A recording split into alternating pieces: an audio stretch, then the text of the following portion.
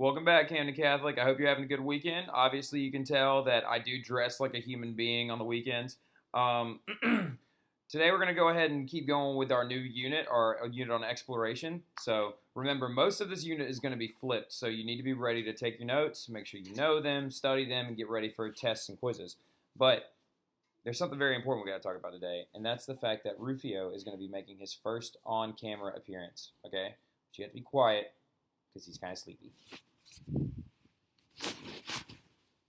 This is Rufio. He's very tired. Can you say hello? Can you howdy? Good boy. That's my man. And as you can see down here at the foot of the bed is the devil. So she's not going to be making too many appearances. Josie. Josie. Yeah, stay down there. All right, so today we're going to keep going with our new unit on exploration. We're going to be talking about exploration in Asia today. And so we're not going to go too in depth with this just because, we're a Western civilizations class, so we're trying to focus more on the Western perspective. But it's still very important that you understand that the European countries are going to try and get as involved as possible as they can in the Asian continent, especially in China and in India. Now, again, remember that the new product had been recently not discovered because it had been around for thousands of years, but Europeans are going to think it's a new and fancy thing and they all want it. So what is that product that everybody wanted? That you could preserve meat with it and even make medicine? Exactly, spices.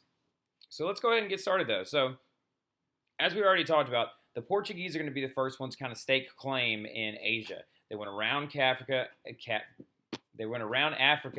and through the Cape of Good Hope, right? So after Vasco da Gama's initial voyage, the Portuguese are going to set up a massive trading empire going around Africa and to India. Most of India, though, however, was being ruled by this empire called the Mughal Empire. Now, the Mughal Empire was a mixture of Muslim and Hindu leaders, and excuse me, it had been around for some time. Southern India, however, was still controlled by local princes, so there was a divide.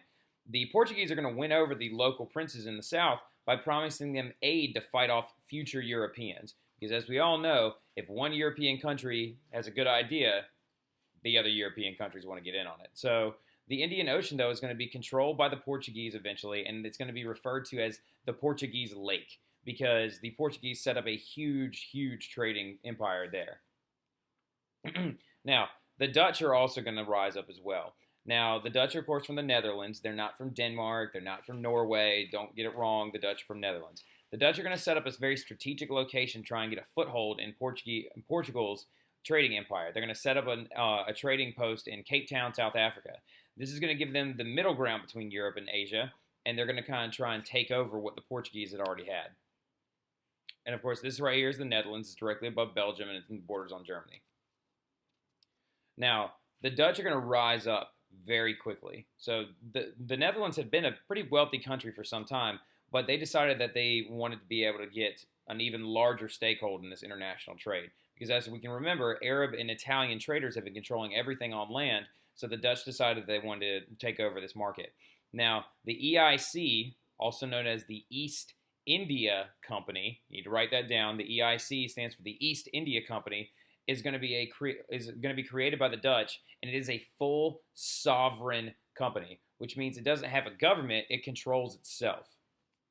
Now, the EIC is going to dominate trade in Asia and surpass the Portuguese, and eventually push them out. So, the India originally went from the Portuguese to the Dutch, and then another European group is going to come in and take over later on. Now, as you can see right here, this is an original ordinance from the East India Company.